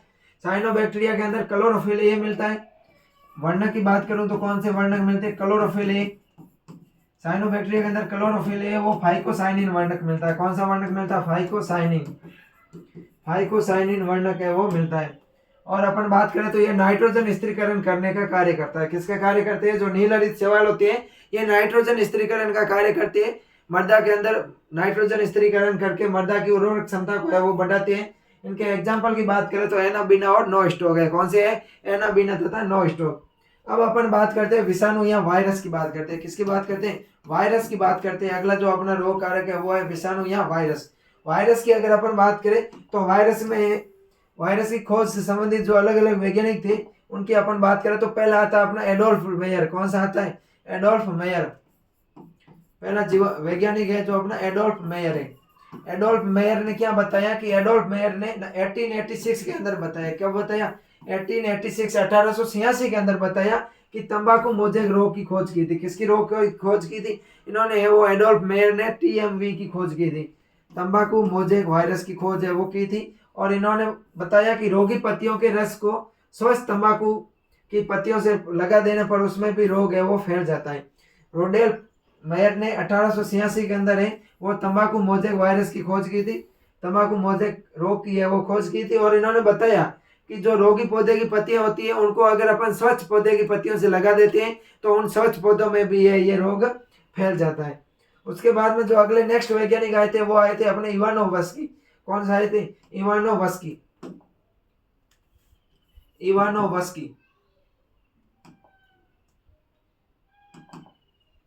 इवानोवस्की। इवानोवस्की जो वैज्ञानिक थे, इन्होंने क्या बताया था 1892 के अंदर, 1892 के अंदर बताया कि जो तंबाकू मोजेक रोग से ग्रसित पत्तियों के रस को वे अगर अपन पतले जीवाणु परले निषेधन से भी निकालते हैं तो उसमें है वो कुछ संक्रमणकारी है, जो संक्रमण करने का गुण पाया जाता है। उन्होंने क्या वो किया, इवानोवस्की ने तंबाकू मोजेक रोग की जो रोगग्रस्त पत्तियां थी उनको है वो उसका निषेधन किया, फिर भी उसमें कुछ संक्रमणकारी जीव है वो रह गए थे, उनके बारे में इन्होंने बताया था। उसके बाद में अगले वैज्ञानिक आए थे, वो आए थे बिंजेरिक। कौन से आए थे? बिंजेरिक। और अगर मैं बिंजेरिक की बात करूं स्टूडेंट्स, तो बिंजेरिक ने वो विषाणु या वायरोलॉजी के जनक कहते हैं। क्या बिंजेरिक है, जो बिंजेरिक वैज्ञानिक है, इस बिंजेरिक को अपन विषाणु या वायरोलॉजी के जनक कहते हैं। बिंजेरिक फादर ऑफ वायरोलॉजी। कौन है फादर ऑफ वायरोलॉजी? जो फादर ऑफ वायरोलॉजी है या जो विषाणु विज्ञान है, विषाणु विज्ञान के जनक की मैं बात करूं तो कौन है? बिंजेरिक है। इन्होंने बताया कि तंबाकू मोजेक वायरस किसी सूक्ष्म जीव से नहीं होता है, बल्कि सनने या विसरण योग्य तरल पदार्थों के द्वारा होता है। इसको संक्रमण जीवित तरल नाम दिया था। इन्होंने बताया कि जो तंबाकू मोजेक वायरस है वो किसी सूक्ष्म जीव के द्वारा नहीं होता है, बल्कि किसी सनने या विसरण योग्य अलग तरल पदार्थों के द्वारा होता है। इस जो तरल पदार्थ है इसका नाम इन्होंने संक्रमण जीवित तरल नाम दिया था। उसके बाद में आए थे स्टोन ने सर्वप्रथम तंबाकू मोजेक वायरस को क्या किया? क्रिस्टल किया। क्या किया? क्रिस्टल रूप में है वो प्राप्त किया था। उसके लिए इनको है वो नोबेल पुरस्कार दिया गया। अब बात करते हैं अपन वायरस की परिभाषा की। वायरस की डेफिनेशन क्या है? वायरस है ये एक अर्धवायवीय जो रोग कारक होते हैं, कल अपन ने पढ़ा था वो उस प्रकार के रोग कारक है। तो वह सूक्ष्म जीव, सूक्ष्मदर्शी कण जो केवल जीवित परपोषी कोशिका के शरीर में रहकर कोशिका से ही भोजन प्राप्त करता है। वे सूक्ष्म जीव जो किसी परपोषी कोशिका में रहकर है वो भोजन प्राप्त करता है, निर्जीव अवस्था में जिंदा नहीं रहता है, भोजन प्राप्त करता है तथा वृद्धि एवं गुणन करता है, उसे विषाणु कहा जाता है। इसमें अकेली जाति के आनुवंशिक पदार्थ पाए जाते हैं। इसके अंदर क्या पाए जाते हैं? अकेली जाति के आनुवंशिक पदार्थ पाए जाते हैं, अर्थात आरएनए या डीएनए पाए जाते हैं। क्या पाए जाते हैं? आरएनए या डीएनए पाए जाते हैं। दोनों आरएनए या डीएनए पाए जाते हैं, दोनों एक साथ में है वो कभी नहीं पाए जाते हैं। इनके चारों ओर एक प्रोटीन का आवरण से ये घिरे रहते हैं। किसके द्वारा? एक प्रोटीन के आवरण के द्वारा घिरे रहते हैं, जिसको अपन कैप्सिड बोलते हैं। क्या बोलते हैं? कैप्सिड बोलते हैं। कैप्सिड के नाम से अपन है वो जानते हैं। जो जीवाणु वायरस होते हैं, वायरस है वो एक प्रोटीन झिल्ली से घिरे रहते हैं, जिसको अपन है वो कैप्सिड है कहते हैं। या वायरस के चारों ओर एक प्रोटीन का आवरण पाया जाता है, जिसको अपन कैसमेयर के नाम से जानते हैं। अब अपन बात करते हैं इनके लक्षण की। अगर मैं लक्षण की बात करूं स्टूडेंट्स, तो ये परिपक्व विषाणु को वीरियोज कहते हैं। जो परिपक्व विषाणु होता है उसको अपन वीरियोज कहते हैं। इसमें आनुवंशिक पदार्थ डीएनए या आरएनए होते हैं, दोनों एक साथ में नहीं होते। अपन को ध्यान रखना है कि वायरस के अंदर आनुवंशिक पदार्थ होता है, डीएनए या आरएनए होता है, दोनों एक साथ में कभी भी नहीं होते। प्रोटीन आवरण से घिरा रहता है, जिसको कैप्सिड कहते हैं। और जो डीएनए और आरएनए है ये एक प्रोटीन के आवरण से घिरे रहते हैं। जो डीएनए और आरएनए होते हैं, डीएनए या आरएनए होता है, दोनों साथ में नहीं होंगे, ये प्रोटीन आवरण से घिरे रहते हैं। किसके द्वारा घिरे रहते हैं? प्रोटीन आवरण से घिरे रहते हैं, जिसको अपन क्या बोलते हैं? कैप्सिड बोलते हैं। क्या बोलते हैं स्टूडेंट्स? कैप्सिड के नाम से जानते हैं। अधिकांश विषाणु आनुवंशिक पदार्थ डीएनए होता है। अधिकांश जो विषाणु होता है उनमें आनुवंशिक पदार्थ होता है, डीएनए होता है। जैसे डीएनए के वाले उदाहरण है कॉलीफ्लावर मोजेक वायरस। जो कॉलीफ्लावर होती है, अपनी फूल गोभी होती है, उसका मोजेक वायरस होता है, उसमें डीएनए होता है। इसमें न्यूक्लिक अम्ल संक्रमण करने वाला होता है। जो न्यूक्लिक अम्ल होता है, न्यूक्लिक अम्ल जिसको अपन डीएनए या आरएनए बोलते हैं, वो संक्रमण करने वाला होता है। जबकि प्रोटीन आवरण होता है वो सुरक्षा का कार्य करता है। और प्रोटीन आवरण अपन कैप्सिड के नाम से जानते हैं। ये अकोशिकीय व अविकल्पी जीवी होते हैं, परजीवी होते हैं। कैसे होते हैं? अकोशिकीय होते हैं और अविकल्पी परजीवी होते हैं। इनके पास परजीवी के अलावा कोई भी विकल्प नहीं होता है। अपन ने कल पढ़ा था अविकल्पी परजीवी क्या होते हैं, विकल्पी परजीवी क्या होते हैं। ऑब्लिगेट पैरासाइट और फैकल्टेटिव पैरासाइट के बारे में पढ़ा था। ये ऑब्लिगेट पैरासाइट होते हैं, अविकल्पी परजीवी होते हैं, अर्थात ये जीवित जीवों पर ही है वो जिंदा रह पाते हैं। ये प्रोटीन संश्लेषण के लिए जीवित परपोषी कोशिका के राइबोसोम का उपयोग करते हैं। प्रोटीन संश्लेषण के लिए किसका उपयोग करते हैं? जो जीवित परपोषी कोशिका का राइबोसोम होता है उसका उपयोग करते हैं। यह अधिक संक्रामक व ताप के प्रति संवेदनशील होते हैं। अब इनके अपन रोग की बात करें तो वायरस के द्वारा रोग कौन सा होता है? तंबाकू मोजेक वायरस हो गया, भिंडी का पित्त सिरा मोजेक वायरस हो गया, टमाटर कपास मिर्च का पर्णकुंचन रोग होता है वो वायरस के द्वारा होता है। अब अगला पढ़ते हैं अपन जीवाणु भोजी या बैक्टीरियोफेज। किसकी बात करेंगे अपन? बैक्टीरियोफेज। बैक्टीरियोफेज भी एक प्रकार के क्या होते हैं? वायरस ही होते हैं या जीवाणुओं का भक्षण करते हैं। ऐसे विषाणु जो जीवाणु कोशिका को संक्रमित कर उसे जीवाणु भोजी कहते हैं। ऐसे विषाणु जो जीवाणु कोशिका को संक्रमण करते हैं उसको अपन क्या बोलते हैं? बैक्टीरियोफेज या जीवाणु भोजी के नाम से जानते हैं। अपन को ध्यान रखना है ऐसे विषाणु या ऐसे वायरस जो जीवाणु कोशिका का है वो क्या करते हैं स्टूडेंट? जीवाणु कोशिका से है वो संक्रमित करते हैं, उसको अपन बैक्टीरियोफेज कहते हैं। इसकी खोज है वो ट्वार्ट ने की थी। कब की थी? ट्वार्ट ने 1915 के अंदर और फिर हेलेल ने 1917 में इसको जीवाणु भोजी नाम दिया था। एक बात है इनका कार्य है जो गंगा नदी की सफाई के लिए उत्तरदायी होते हैं। जो गंगा नदी का पानी साफ होता है उसका रीजन क्या होता है? बैक्टीरियोफेज होता है। अब अगला अपना आता है वायरोइड। वायरोइड का अर्थ होता है रसायन जैसा। कैसा? वायरोइड का मतलब क्या होता है? रसायन जैसा होता है। वायरोइड की खोज है वो टी ओ डाइनर ने की थी। किसने की थी? T O dinar. वायरोइड की खोज टी ओ डाइनर ने और आलू के तर्कुकंद रोग में की थी। किसमें की थी? आलू के तर्कुकंद रोग में की थी। इस पर प्रोटीन का आवरण नहीं होता है। जो वायरस के ऊपर प्रोटीन का आवरण पाया जाता था कैप्सिड, इस वायरोइड के ऊपर प्रोटीन का आवरण नहीं पाया जाता है। ये अविकल्पी परजीवी होते हैं। इनके पास परजीवी के अलावा कोई भी विकल्प नहीं होता है, अर्थात ये जीवित जीवों से ही भोजन प्राप्त करते हैं।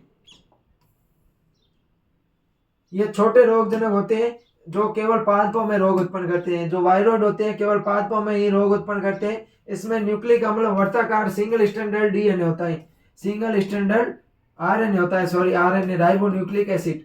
जो वायरोइड होते हैं वायरोइड के अंदर केवल सिंगल स्टैंडर्ड यानी कि एकल कुंडलित होता है। जो एकल स्टैंडर्ड होता है वो आरएनए होता है, राइबो न्यूक्लिक एसिड होता है। इसमें डीऑक्सी राइबो न्यूक्लिक एसिड नहीं पाए जाते हैं, अर्थात डीएनए होता है वो वायरोइड के अंदर नहीं पाया जाता है।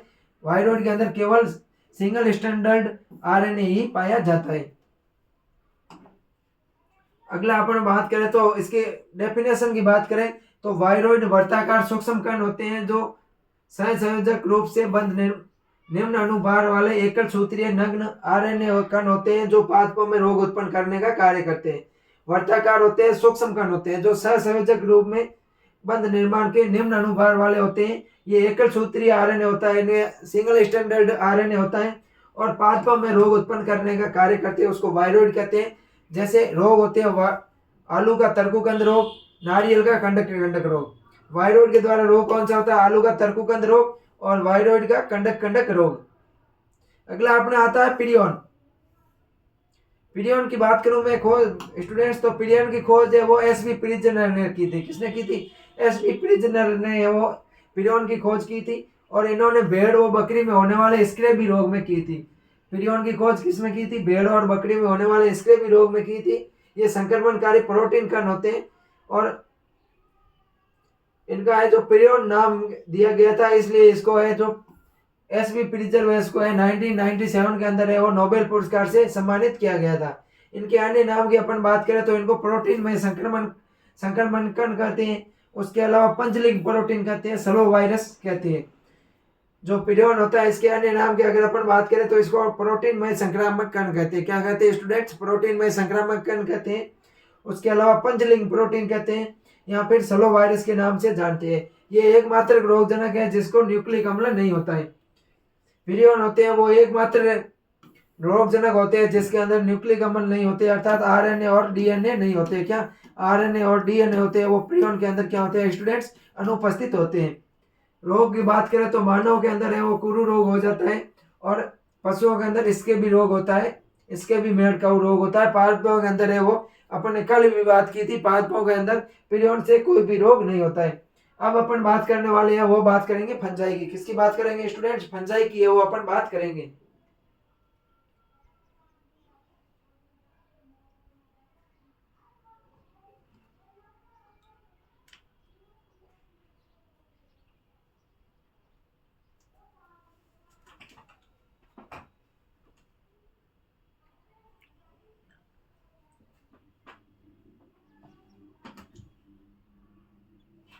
फंजाई की अपन बात करें स्टूडेंट्स तो फंजाई का अध्ययन करते हैं उसको अपन क्या बोलते हैं, कवक विज्ञान का अध्ययन को क्या बोलते हैं, माइकोलॉजी बोलते हैं। क्या बोलते हैं स्टूडेंट्स, माइकोलॉजी है वो कहते हैं।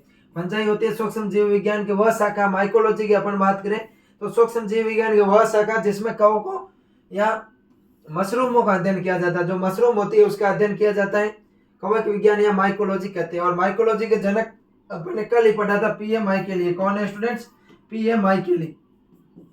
माइकोलॉजी के फादर की बात करूं तो कौन है स्टूडेंट्स, पीए माइकेली है। और माइकोलॉजी के अंदर अपन है सूक्ष्म जीव विज्ञान है, और जिसमें कवक या मशरूमों का अध्ययन करते हैं। यूकेरियोटिक विषाणुधारी एक कोशिकीय और बहुकोशिकीय पर्णहरित अनुपस्थित होता है।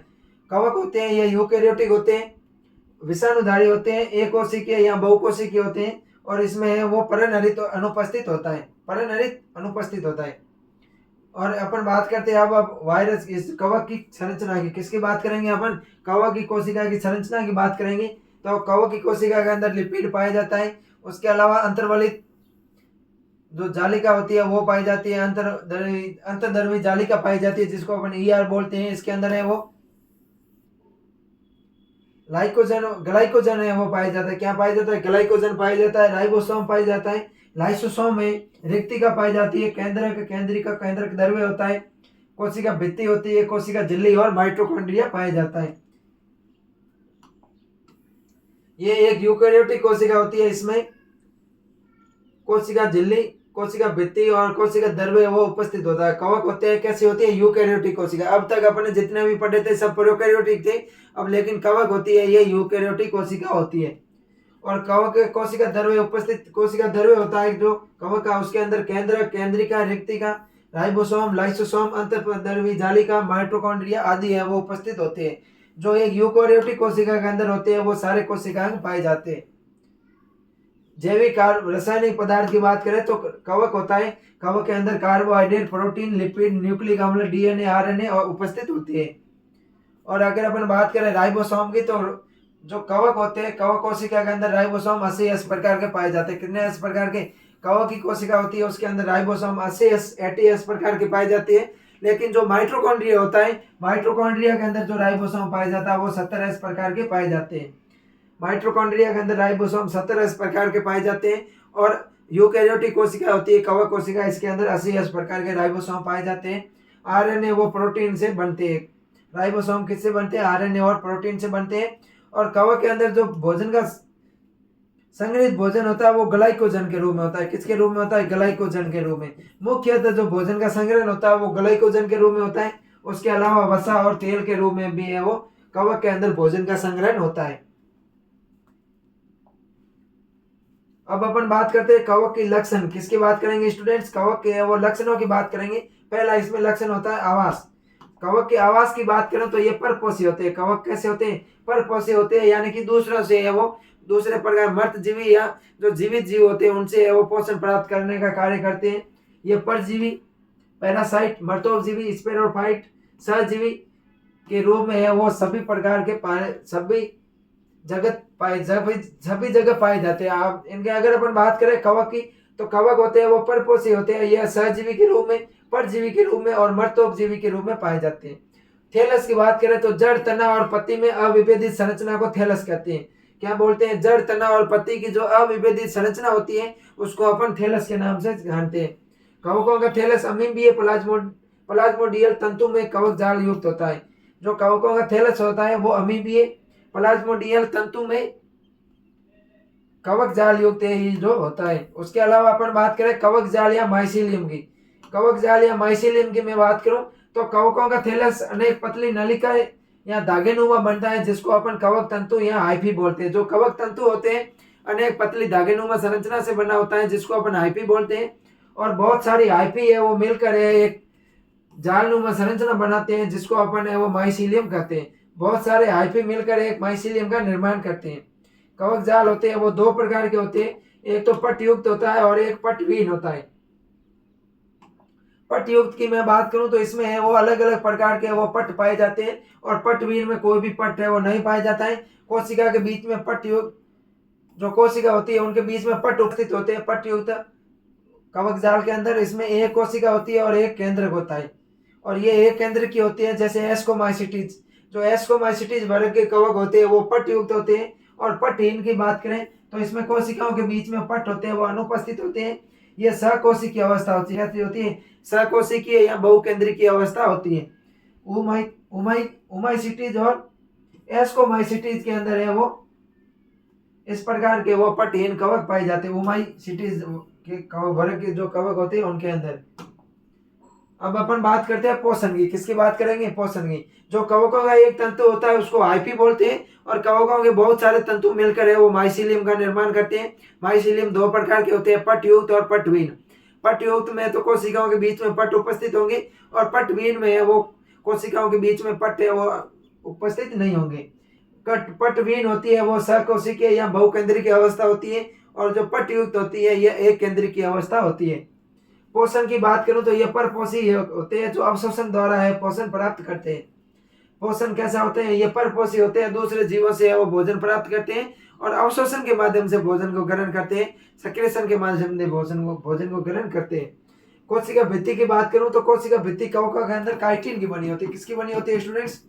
जो कवक होते हैं कवकों के अंदर कोशिका भित्ति होती है वो काइटिन की बनी होती है, जबकि उमाइकोटा जो संघ वर्ग होता है उमाइकोटा के अंदर, किसके अंदर? उमाइकोटा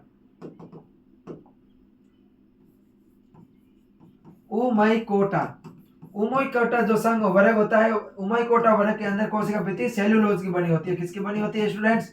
कवकों क्वेश्चन है अगर कि कवकों की कोशिका भित्ति किसकी बनी होती है, तो कवकों की कोशिका भित्ति काइटिन की बनी होती है। किसकी बनी होती है? काइटिन की वो बनी होती है। क्वेश्चन आए कि उमाइकोटा वर्ग के अंदर कोशिका की भित्ति कैसी होती है? सेल्यूलोज की बनी होती है। केंद्रक होते हैं, एक केंद्रक की होती है पटयुक्त अवस्था में। जो पटयुक्त माइसीलियम होते हैं उनके अंदर एक केंद्रक की होते हैं, और पटवीन के अंदर बहुकेंद्रक की होते हैं। अब बात करते हैं अपन जनन की या रिप्रोडक्शन की। रिप्रोडक्शन की मैं बात करूं स्टूडेंट्स तो जनन होता है लैंगिक अलैंगिक जनन दोनों प्रकार के होते हैं। जनन कैसा होता है? लैंगिक जनन भी होता है और अलैंगिक जनन भी होता है। जीवन चक्र की बात करें तो सरल व जटिल दोनों प्रकार के होते हैं। बात करें पोषण तो कवक होते हैं कुछ घुलनशील पदार्थों का अवशोषण करते हैं, कुछ कवक घुलनशील पदार्थों का अवशोषण करते हैं। अवशोषण अंग में कोशिका भित्ति या कोशिका झिल्ली चूसक अंग होते हैं। कवकों की बात करें तो कवकों के प्रकार अपन बात करें, पोषण प्राप्ति के आधार पर कवक तीन प्रकार के होते हैं। कितने प्रकार के होते हैं स्टूडेंट्स? पोषण प्राप्ति के आधार पर अगर अपन बात करें तो कवक तीन प्रकार के होते हैं। परजीवी, दूसरे जीवों से वो भोजन पर निर्भर रहते हैं। दूसरे मर्तजीवी, ये मर्त कार्बनिक पदार्थों से वो भोजन प्राप्त करते हैं। और तीसरा प्रकार है वो है सहजीवी। सहजीवी में कवक और अन्य दूसरे पौधों के साथ में वो सहजीवी संबंध बनाते हैं। अविकल्पी परजीवी, अगर अपन परजीवी की बात करें तो परजीवी भी अलग अलग प्रकार का होता है। जैसे अविकल्पी परजीवी तो इनको है जीवन भर है ये परजीवी पर ही ये भोजन प्राप्त करते हैं। इसे प्रयोगशाला में वो कृत्रिम माध्यम में वो अपन नहीं उगा सकते। अविकल्पी परजीवी की बात करूं तो अपन ने बात की थी ऑब्लिगेट पैरासाइट। इनके पास में क्या होता है? परजीवी के अलावा कोई विकल्प होता ही नहीं है। ये जीवन भर है वो दूसरे जीवों का ही है भोजन के रूप में प्रयोग करते हैं। इनको अपन प्रयोगशाला में वो नहीं उगा सकते। पक्सीनिया, एल्बुगो और एरिसाइपी है वो स्क्लेरोस्पोरा, ये क्या होते हैं? अविकल्पी परजीवी होते हैं। अपन ने वो पिछली कल की क्लास के अंदर अपन ने बात की थी। दूसरे होते हैं विकल्पी मर्तजीवी। ये विकल्पी होते तो मर्तजीवी है लेकिन इनके पास विकल्प होता है। ये वास्तव में परजीवी होते हैं लेकिन आवश्यकता पड़ने पर ये मर्तजीवी के रूप में भी है वो कार्य भोजन प्राप्त कर सकते हैं। एस्टिलेगो और ट्रेंकिया। अगले आते हैं विकल्पी परजीवी। कौन से आते हैं? विकल्पी परजीवी। ये वास्तव में मर्तजीवी होते हैं लेकिन भोजन की कमी पर है ये कुछ समय के लिए वो परजीवी की तरह भोजन प्राप्त करते हैं। जैसे अल्टरनेरिया हो गया, पीथियम हो गया, फ्यूजेरियम हो गया, सर्कोस्पोरा हो गया। अब अपन बात करते हैं मर्तोपजीवी। मर्तोपजीवी होते हैं ये मर्त कार्बनिक पदार्थों से भोजन की प्राप्ति करते हैं। मर्तोपजीवी कवक वे कवक होते हैं जो मर्त कार्बनिक पदार्थों से भोजन प्राप्त करते हैं। जैसे म्यूकर हो गया, एगेरिकस हो गया। एगेरिकस को अपन क्या बोलते हैं? मशरूम बोलते हैं। जैसे मशरूम या एगेरिकस होती है। अब सहजीवी जीव ऐसे कवक होते हैं जो जीव या ऐसे कवक जो भोजन के लिए है वो दूसरे जीवों पर निर्भर रहते हैं तथा एक दूसरे पर वो सहायता करते हैं। जैसे लाइकेन हो गया, माइकोराइजा हो गया, ये क्या होते हैं? सहजीवी कवक होते हैं। लाइकेन की बात करूं तो लाइकेन कवक तथा शैवाल के बीच में सहजीवी संबंध होता है। लाइकेन किसके मध्य संबंध होता है? लाइकेन होता है वो कवक और शैवाल के मध्य सहजीवी संबंध होता है। किसके बीच में होते हैं स्टूडेंट्स? जो लाइकेन होते हैं वो कवक और शैवाल के बीच में है वो सहजीवी संबंध होता है। या फिर अपन इसको कवक और साइनोबैक्टीरिया भी बोल सकते हैं। नील हरित शैवाल, कवक और नील हरित शैवाल के बीच में जो ब्लू ग्रीन एल्गी होते हैं उनके बीच में सहजीवी संबंध होता है। कवकों को शैवाल से भोजन प्राप्त होता है, जबकि कवक जल, खनिज और लवण का अवशोषण करके वो शैवालों की सहायता करते हैं। इसमें क्या होता है, शैवाल से तो क्या मिलता है, कवकों को भोजन की प्राप्ति होती है, और जो कवक होते हैं ये शैवालों को जल, खनिज, लवण का अवशोषण करके है वो उपलब्ध करवाते हैं। अगला अपना आता है माइकोराइजा। माइकोराइजा की खोज है वो फ्रैंक ने 1885 में की थी। किसने की थी? फ्रैंक ने 1885 1885 के अंदर माइकोराइजा की खोज की थी, जिसमें माइकस का मतलब होता है कवक और राइजा का मतलब होता है जड़। क्या होता है? माइकस का मतलब कवक होता है और राइजा का मतलब होता है जड़। यानी कि कवक, ग्लोमेरुलस और उच्च पादप पाइनस, इनके अंदर फंड वगैरह के अंदर है वो सहजीवी संबंध के रूप में रहते हैं। ये कवकों को भोजन मिलता है। कवकों को तो क्या होता है, पादप से भोजन मिलता है, जबकि उच्च पादपों को नाइट्रोजन, फास्फोरस उपलब्ध कराने के साथ में ये रोगों से लड़ने की क्षमता भी प्रदान करते हैं। अब अपन बात करेंगे, ये तो हो गया कवकों का वर्गीकरण किसके आधार पर, आवास, उसके भोजन के आधार पर अपन ने 3 प्रकार के पढ़ लिए, परजीवी, मर्तोपजीवी और सहजीवी। अब अपन बात करने वाले हैं वो बात करेंगे कवकों का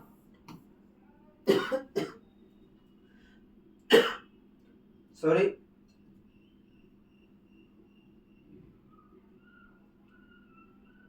स्टूडेंट्स, अब अपन बात करने वाले हैं कवकों का वर्गीकरण, और किसके आधार पर पढ़ेंगे? जनन के आधार पर पढ़ेंगे। आधुनिक जंतु वर्गीकरण के जनक कौन है? कैरोलस लीनियस है। इन्होंने कवकों को है वो पादप जगत में रखा था। किसके रखा था? पादप जगत में रखा था। जो कैरोलस लीनियस है, कैरोलस लीनियस ने है वो कवक को है वो पादप जगत के अंदर रखा था। लेकिन जो आर.एच. विटेकर है, कौन थे? आर.एच. विटेकर। आर.एच. विटेकर ने एक पंच जगत प्रणाली दी थी। आर.एच. विटेकर ने वो पंच जगत प्रणाली दी थी, जिसमें ये कवकों को अलग अलग कवकों को इन्होंने फंजाई जगत में रखा था। किसकी जगह, कौन से जगत में रखा था? फंजाई जगत में। जो आर.एच. विटेकर ने पंच जगत प्रणाली दी थी, उसमें कवकों को इन्होंने फंजाई जगत के अंदर रखा था। पी.ए. सरकोरी ने, जो सार्कोपी है, इन्होंने कवकों को 4 भागों में बांटा था। यानी कवक जाल में पट्टों की उपस्थिति या अनुपस्थिति के आधार पर है वो इन्होंने 4 भागों में कवकों को बांटा था। वो कौन कौन से भाग है? पहला आता है इसमें वर्ग, कवक जाल, लैंगिक बीजाणु और उदाहरण। अगर मैं बात करूं वर्ग फाइकोमाइसिटीज की, किसकी बात करूं स्टूडेंट्स? फाइकोमाइसिटीज की बात करूं तो इसमें कवक जाल होता है वो पटहीन होता है। कैसा होता है? कवक जाल पटहीन होता है, यानी कि माइसिलियम होते हैं, उनके बीच में पट नहीं होते हैं। और ये कैसे होते हैं? शाखित होते हैं। कैसे होते हैं स्टूडेंट्स? शाखित होते हैं। जो वर्ग होता है फाइकोमाइसिटीज, इनमें कवक जाल शाखित होता है। इसमें जो लैंगिक बीजाणु होते हैं वो oospore और zygospore होते हैं। कौन से होते हैं? फाइकोमाइसिटीज। ये ध्यान रखना, क्वेश्चन यहाँ से इंपॉर्टेंट है। ये सारणी है, छोटी सी सारणी है, लेकिन बड़ा धमाल करके जाएगी एग्जाम में। क्वेश्चन यहाँ से 100% आएगा। फाइकोमाइसिटीज वर्ग होते हैं वो पटहीन तथा शाखित होता है। इसमें oospore और zygospore पाए जाते हैं। एग्जाम्पल की बात करूं तो एल्बुगो, स्क्लेरोस्पोरा और राइजोपस होते हैं। उसके बाद में अगला है एस्कोमाइसिटीज। एस्कोमाइसिटीज होते हैं ये पटयुक्त होते हैं और शाखित होते हैं। पटयुक्त और शाखित होते हैं। इनमें जो बीजाणु पाया जाता है वो एस्कोस्पोर पाया जाता है। कौन सा पाया जाता है? एस्कोस्पोर पाया जाता है। और जो एस्कोमाइसिटीज होते हैं उनके उदाहरण है क्लेविसेप्स और एरिसाइपी। क्या है? क्लेविसेप्स और एरिसाइपी।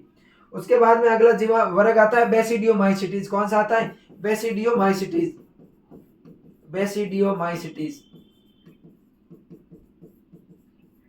इनको है वो लिख लिख पढ़ाने में मजा भी अलग आता है, लेकिन टाइम कम मिलता है, इतना मुझे भी टाइम नहीं मिल पाता है, इसलिए है वो मैं पीडीएफ लेके आता हूँ। कोशिश करेंगे अपन फिर धीरे धीरे नेक्स्ट सेमेस्टर के अंदर है वो अपन एक एक चीज है वो बोर्ड पे लिख कर अच्छी तरह से समझ कर पढ़ेंगे स्टूडेंट्स। बेसिडियोमाइसिटीज होते हैं कवक जाल, ये पट्टयुक्त होते हैं, शाखित होते हैं। इनके जो जीवाणु होते हैं, इनके अंदर बीजाणु होते हैं वो बेसिडियोस्पोर बीजाणु होते हैं। कैसे होते हैं? बेसिडियोस्पोर बीजाणु होते हैं। पक्सिनिया, अस्टिलेगो इनके क्या होते हैं? एग्जाम्पल होते हैं। और लास्ट में होता है ड्यूटेरोमाइसिटीज। जो ड्यूटेरोमाइसिटीज होते हैं ये पटयुक्त होते हैं और शाखित होते हैं। इसमें अपन को पटहीन तो एक ही ध्यान रखना है, फाइकोमाइसिटीज। पटहीन एक ही होता है, वो होता है फाइकोमाइसिटीज।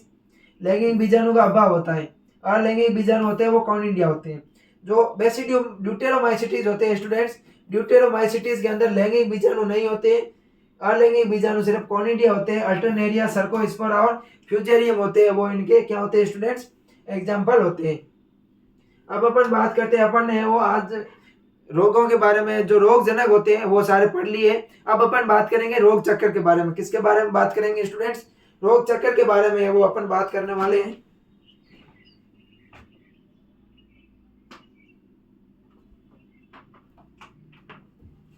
अपन बात करेंगे रोग चक्कर। रोग चक्कर जो अपना रोग ट्रिंगल होता है, रोग ट्रिंगल या जिसको अपन रोग त्रिकोण बोलते हैं, क्या बोलते हैं स्टूडेंट्स? रोग त्रिकोण बोलते हैं। उसकी अपन है वो बात करने वाले हैं, रोग त्रिकोण या रोग ट्रिंगल की।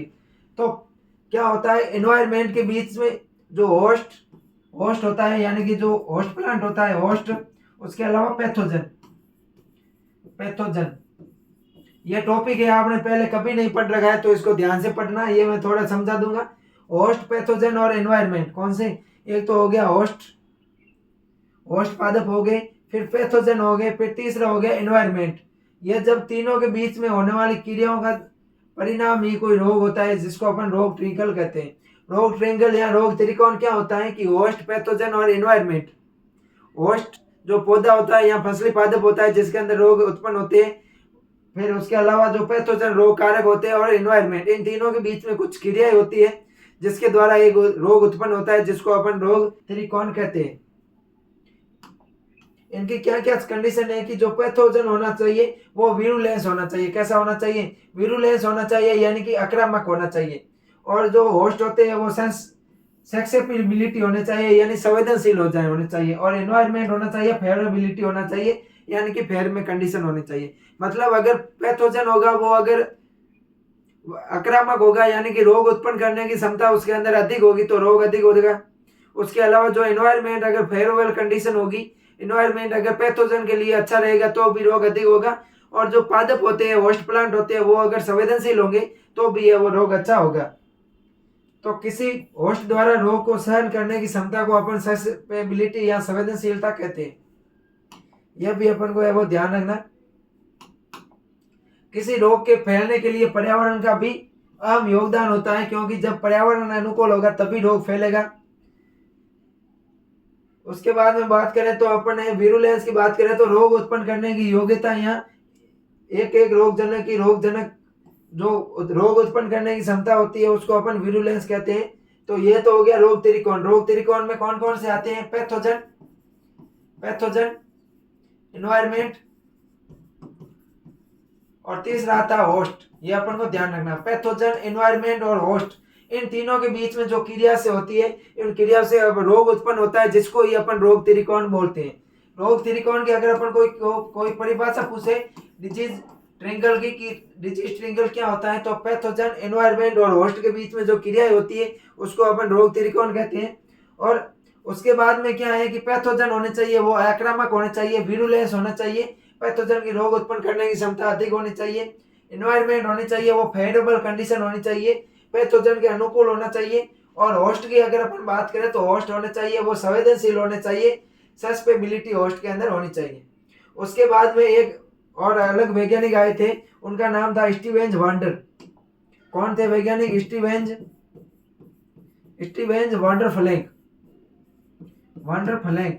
स्टीवेंज वांडरफलेंक ने है वो चौथे को जोड़ दिया, समय को भी है वो चौथे कारक के रूप में माना जाता है। स्टीवेंज वांडरफलेंक ने बताया कि समय भी है वो अहम योगदान देता है। जो समय है वो रोग के विकास पर समय का प्रभाव पड़ता है, इसलिए इसको डिजीज टेंट्राड्रम बोलते हैं। यहाँ पर इसको अपन रोग चतुष्कोण बोलते हैं। क्या बोलते हैं? रोग चतुष्कोण बोलते हैं। रोग त्रिकोण के अंदर कौन थे? पैथोजन था, एक तो होस्ट था, उसके अलावा और कौन सा? एनवायरमेंट। इन तीनों के साथ में एक समय को भी जोड़ दिया। अगर इन तीनों का जो क्रिया होगी वो अगर सही समय पर होगी तभी रोग उत्पन्न होगा। इसको अपन बोलते हैं, क्या बोलते हैं? रोग चतुष्क बोलते हैं। क्या बोलते हैं? रोग चतुष्कोण के नाम से जानते हैं। पादप रोग महामारी विज्ञान पौधों की आबादी में वो बीमारी के अध्ययन को कहते हैं। डिजीज ट्रिंगल में बताया गया किसी रोग के होने के लिए तीनों स्थितियां होनी चाहिए। किसी रोग के होने के लिए वो तीनों स्थितियां रोगों के अनुकूल होनी चाहिए, तभी है वो रोग होगा। परपोषी पौधों पर रोगों के प्रति संवेदनशील होने चाहिए। परपोषी पौधे होते हैं वो रोगों के प्रति क्या होने चाहिए, संवेदनशील होने चाहिए। रोग कारक है वो अधिक आक्रामक होना चाहिए और पर्यावरण है वो अनुकूल होना चाहिए। चौथा कारक होता है वो समय होता है, और समय होता है कि समय का भी प्रभाव पड़ता है। ये तीनों चीजें होती है वो सही समय पर होनी चाहिए। ये अपने कोचिंग का लोगो सरोकार एग्री इंस्टीट्यूट का। अब अपन बात करते हैं आईडीएम की। किसकी बात करेंगे स्टूडेंट्स, अपना नेक्स्ट टॉपिक है वो है आईडीएम या इंटीग्रेटेड डिजीज मैनेजमेंट।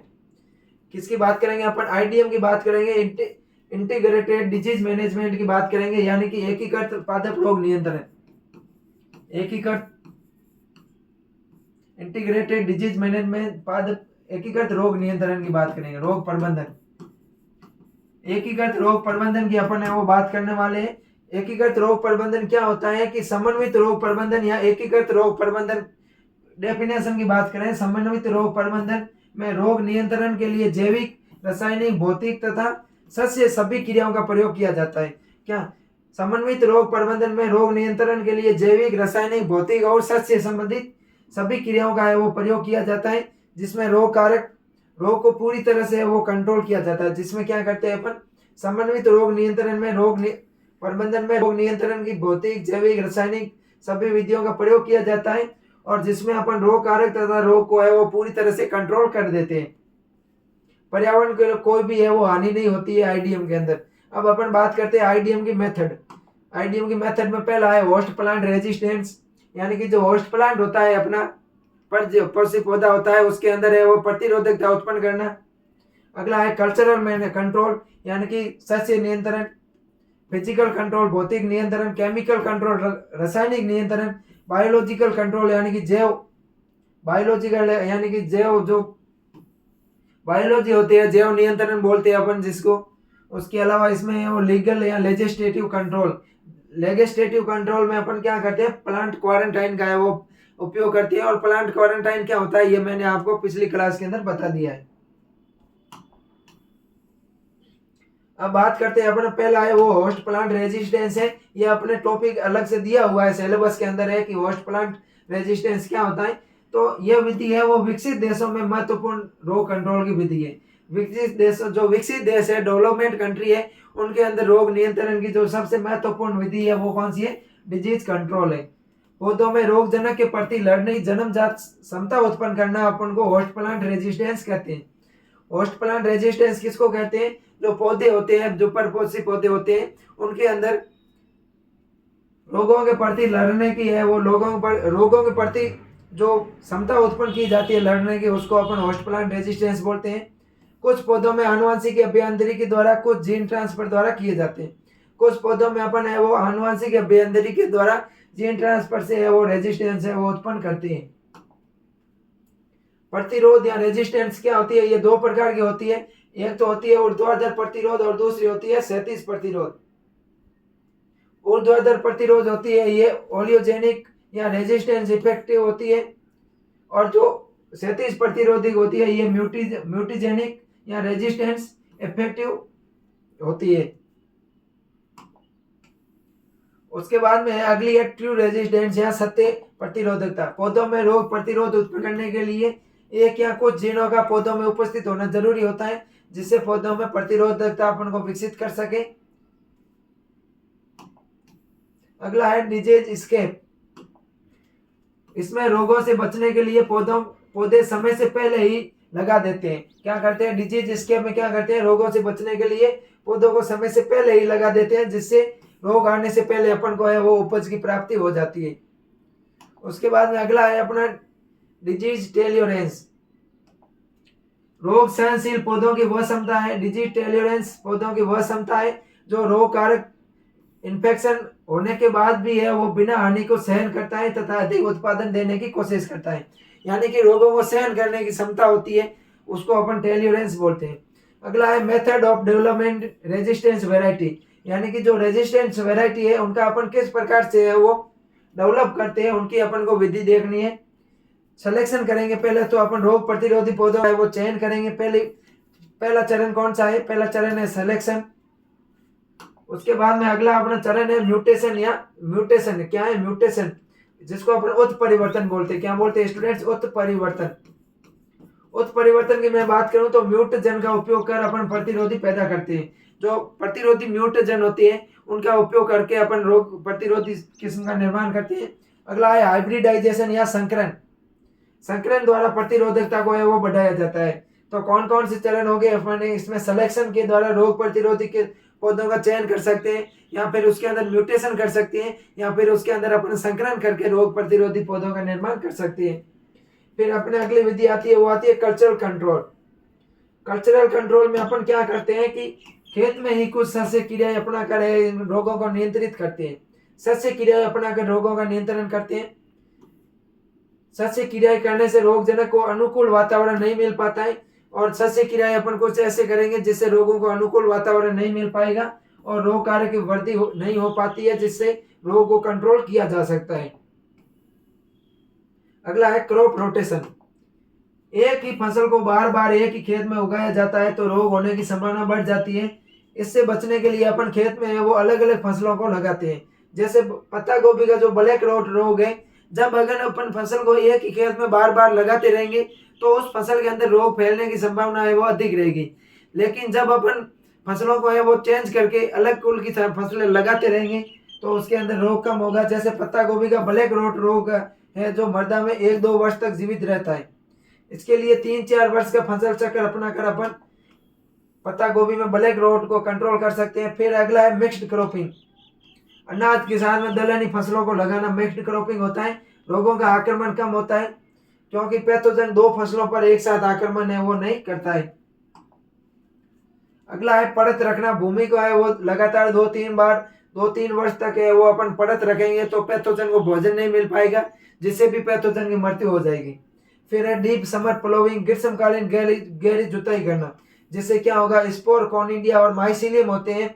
गहरी जुताई से स्पोर कॉनिडिया और रोगजनक के जो माइसिलियम होते हैं वो बाहर आ जाते हैं और फिर उनको है वो नष्ट हो जाते हैं अधिक धूप के कारण। जैसे बाजरे का अर्गट हो गया, गेहूं का स्मट हो गया, इसका है वो नियंत्रण करते हैं। फिर है अपना adjustment of date of sowing, यानी कि पहले जुताई करते अगेती बुआई या पछेती बुआई, अगेती बुआई और पछेती बुआई करके भी अपन रोग का नियंत्रण कर सकते हैं।